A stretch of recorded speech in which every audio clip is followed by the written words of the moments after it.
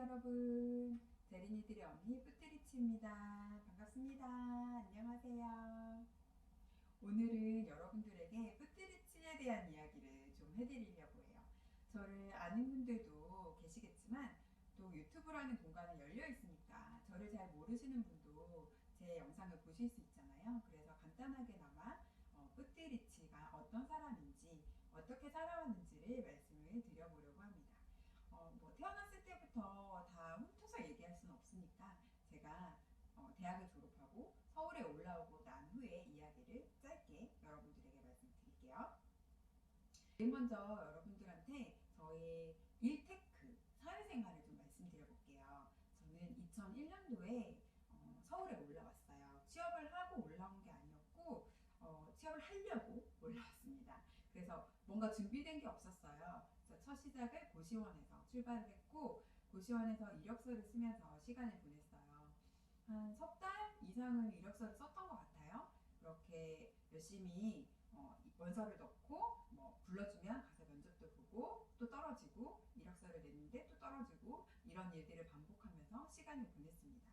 그러다가 이제 어떤 곳에서 저한테 일자리를 주셨는데요. 그게 처음에는 계약직이었어요.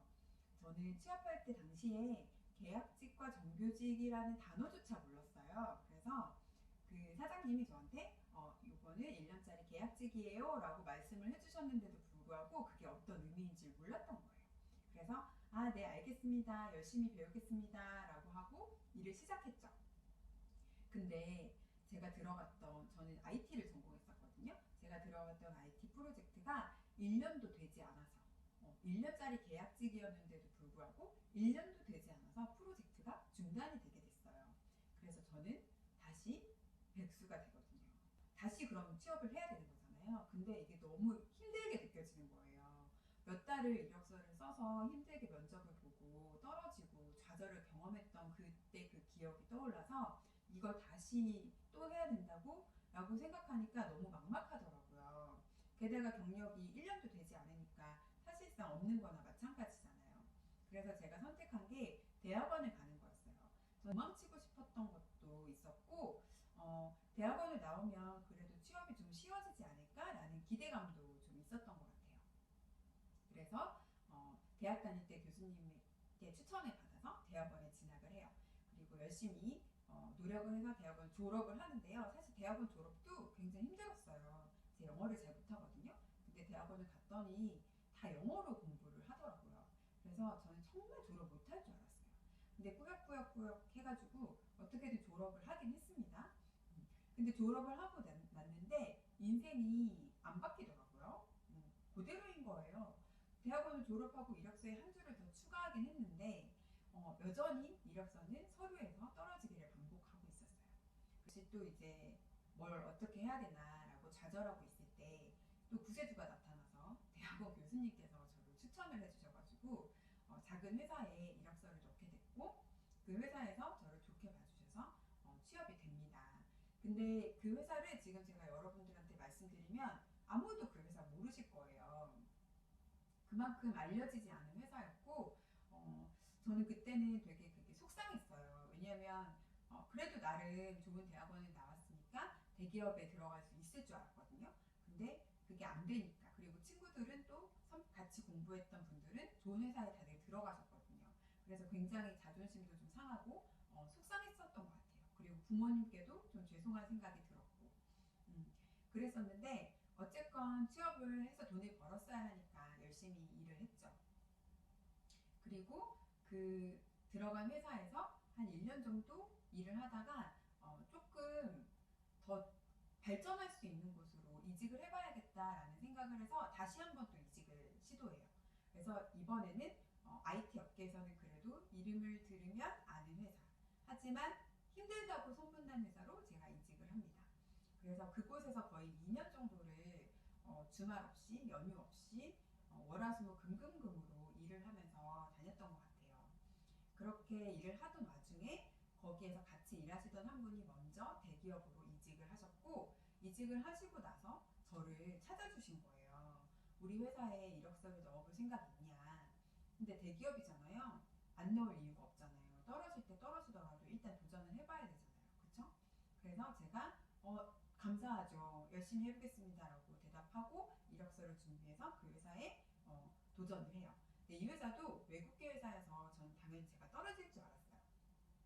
근데 열심히 영어 공부도 하고 영어 이력서랑 영어 면접을 준비를 했는데 운이 좋았던 것 같아요. 붙었고 그 회사를 제가 2021년도 8월 14일까지 근무를 하게 돼요.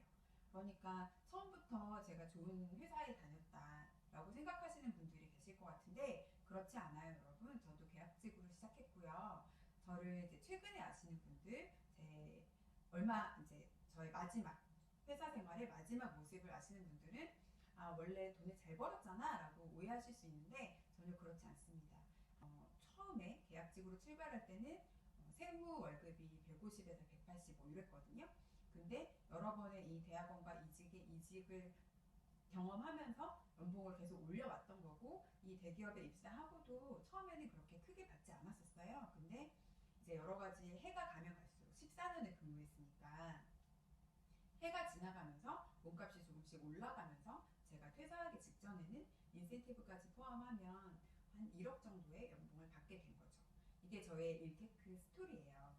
그러니까 지금 이제 사회 초년생이신 분들은 아 내가 지금 월급이 200만 원밖에 안 돼서 나는 재테크하기 힘들 것 같은데 라고 생각하실 필요가 하나도 없겠죠. 왜냐면 내년에 여러분은 그리고 5년 뒤에 여러분 그리고 10년 뒤에 여러분은 지금의 연봉과는 다른 연봉을 받으실 수 있고 지금의 회사가 아니라 다른 곳에서 일하실 수도 있으니까요.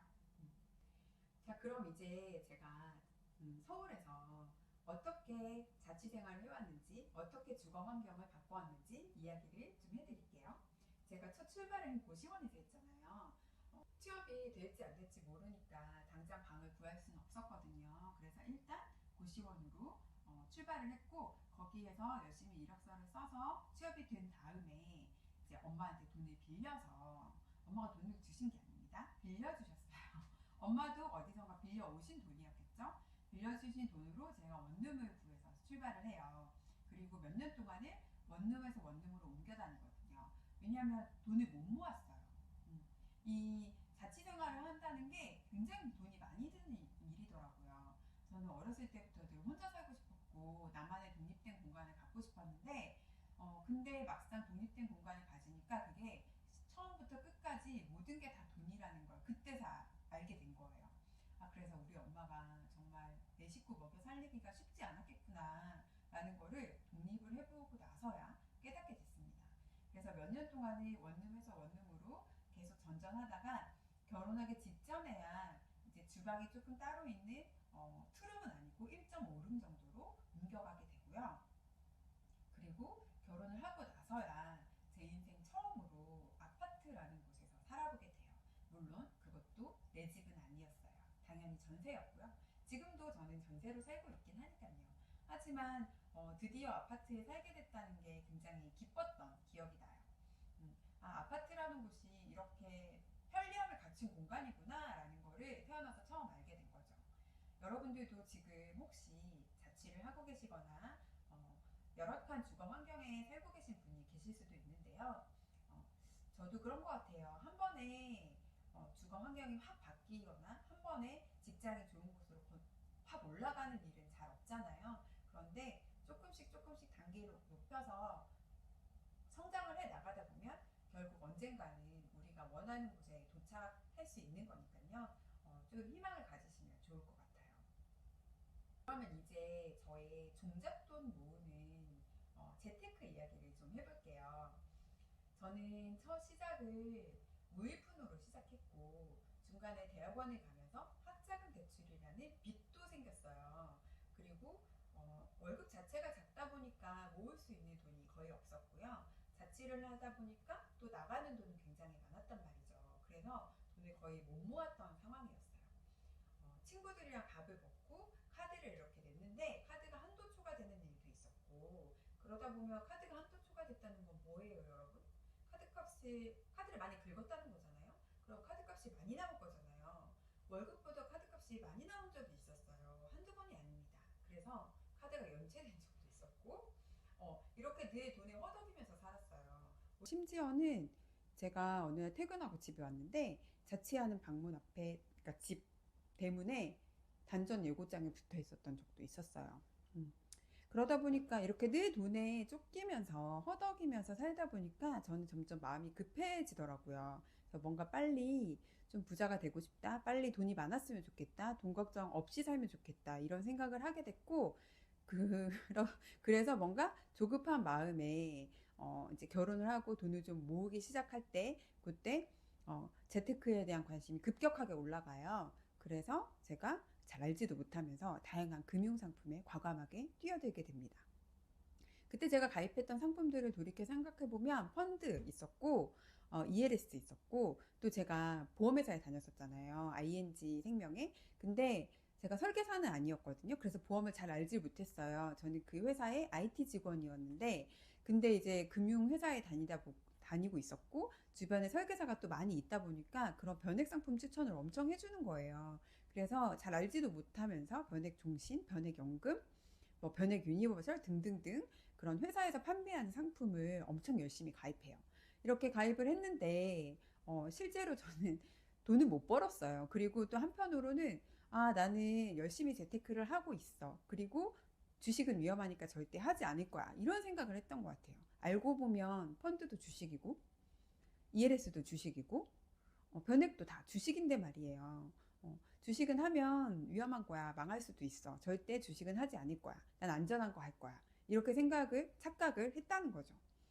그래서 제가 여러분한테 늘 반복해서 말씀드리는 게 종잣돈을 모으는 단계에서 잘 알지도 못하고 투자를 하는 게 오히려 종잣돈 모으는 단계를 더 뒤로 밀리게 할 수 있다. 여러분이 후퇴하게 할 수 있다. 그러니까 종잣돈을 모을 때 무리해서 투자하지 말고 잘 모르는 투자하지 말자. 이런 얘기를 제 경험에서 나와서 계속 여러분한테 해드리는 거예요. 제가 오늘 이런 얘기를 여러분한테 쭉 한 이유는 저를 비교적 최근에 만난 분들은 뭔가 저에 대해서 크게 오해를 하시는 분들이 계시더라고요. 원래부터 좋은 회사를 다녔고, 원래부터 돈이 좀 있었고, 원래부터 투자를 좀 잘했고, 혹은 운이 좋은 사람이고, 이렇게 생각하시는 분들이 계신 것 같아요. 하지만 저는 절대 원래부터 이런 사람이 아니었어요. 첫 시작은 평범 혹은 오히려 그 이하였던 거죠. 첫 사회생활 계약직으로 시작했고 지방대 나와서 계약직으로 시작했고 첫 출발은 고시원으로 시작했고 그럼 고시원 전에 뭐 살던 집은 좋았냐? 절대 아니거든요. 제가 대학 졸업하기 전까지 재래식 화장실 있는 집에서 살았다고 다른 방송에서도 얘기를 했었잖아요. 그리고 여러 가지로 저는 살면서 제가 운이 좋은 사람이라는 생각을 한 번도 해본 적이 없거든요. 제 이름이 가운데 운자가 들어가 있는데도 불구하고 가난한 집에서 태어났고 이력서를 넣을 때마다 실패했고 투자를 할 때마다 계속 실패했고 이런 것들을 계속 겪으면서 굉장히 나는 운이 좋지 않은 사람이다. 나랑 돈은 좀 인연이 닿지 않는가 보다. 나는 부자가 될 수 없는 사람이다. 나는 투자랑 맞지 않는 사람이야. 이런 생각을 많이 했었던 거죠. 그럼에도 불구하고 지금 내 상황에서 할 수 있는 만큼 내가 올라갈 수 있는 만큼 한 계단 한 계단 그렇게 조금씩이라도 올라갈 수 있는 것들을 계속 바라보고 선택하면서 삶을 산 거예요. 20년 정도를. 물론 제가 지금도 엄청난 자산가 아닙니다, 여러분. 그리고 방송 같은 거 보면 요즘 유튜브 보면 너무 대단하신 분들이 많잖아요. 거의 전문가 수준으로 부동산 공부를 하셔서 뭐 수백억 자산을 일구신 분도 계시고 뭐 애널리스트 수준으로 주식을 분석하셔서 주식으로 몇백억을 또 자산을 이루신 분도 계시거든요. 그런 분들에 비하면 저는 정말 한참 부족하고 또 어떻게 보면 운이 굉장히 좋았던 것도 저는 맞다고 생각해요. 근데 이제 그 운이 뭐 계속 있었냐 그런 것도 아니라는 거고 열심히 살다 보니까 어느 순간 저의 노력이 운과 만나면서 시너지가 났다라는 거죠. 그런 일들이 여러분한테도 분명히 생길 수 있다라는 말씀을 드리는 거고 그런 대단한 사람들과 비교하면 아직도 저는 한참 부족하고 작은 사람이지만 그렇지만 제가 여러분들한테 계속 드리는 말씀 비교는 남과 나를 하는 게 아니잖아요. 과거의 나와 지금의 나를 비교하는 거니까 제가 생각할 때 그 20년 전의 김은아와 지금의 김은아는 굉장히 많은 변화가 있었던 거죠. 굉장히 많이 저는 성장했다라고 생각을 하는 거거든요. 그래서 여러분들도 지금 주변에 있는 잘난 사람들 혹은 나보다 훨씬 많이 가진 사람들을 자꾸 부러워하고 비교하시고 그 사람들처럼 되지 못한 여러분들 자신을 못났다고 생각하시기보다는 제 이야기를 들으면서 아, 저 언니도 20년 전에는 저런 시절이 있었구나. 그런데 한 계단씩 한 계단씩 천천히 올라가다 보니까 지금의 저 모습이 됐구나. 그러면 나도 내가 지금 있는 상황에서 조금씩 조금씩 한 단계씩 올라가다 보면 언젠가는 10년 뒤에 나는 20년 뒤에 나는 지금보다 훨씬 많이 성장해 있을 거야 라는 자기 확신과 믿음을 좀 가지셨으면 좋겠다는 생각이 들어서 오늘 이런 말씀을 좀 드리게 됐어요. 여러분, 재테크는요, 그냥 관심이 좀 있고, 그냥 좀 부자가 되고 싶고, 돈이 좀 많았으면 좋겠다라는 마음으로 성공할 수 있는 분야는 아니라고 생각돼요. 여러분이 어떤 걸 이루고 싶으시건 간에, 그것이 직장 내 성공이든, 재테크에 있어서의 성공이든 간에, 저는 어떤 분야에서 여러분이 좀 큰 성장을 이루고 싶다 하면 정말 진심으로 그 성장을 위해서 노력하는 모습이 필요하다고 생각하거든요. 그리고 그 노력은 절대 단기간만으로는 될 수 없을 거예요. 그리고 한 번에 10계단씩 뛰어 올라가는 일도 현실적으로 아마 없을 거예요. 그래서 여러분들이 시간이 좀 걸리더라도 차근차근 한 단계씩 올라가면서 그 올라가는 내 모습을 되게 스스로가 뿌듯해 하시고 올라갈 계단이 있다는 거에 대해서도 또 즐거워하시면서 그 과정 자체를 즐기시는 여러분이 되셨으면 좋겠어요. 어떤 상황에 계시든 간에 여러분, 미래의 여러분은 반드시 해낼 수 있다는 확신을 갖고 하루하루를 정말 진심으로 최선을 다해서 성실하게 살아내셨으면 좋겠습니다, 여러분. 다음 시간에는 그래서 뿌띠리치 언니는 앞으로 뭘 하고 싶으신데요? 라는 질문을 좀 가지고 계신 것 같아요. 그래서 제가 어떤 생각으로 책을 썼고 앞으로 어떤 생활을 할 건지 여러분들하고 뭘 하고 싶은지에 대해서 또 이야기를 나눠보도록 하겠습니다, 여러분. 다음 시간에 다시 만나요. 안녕. 안녕.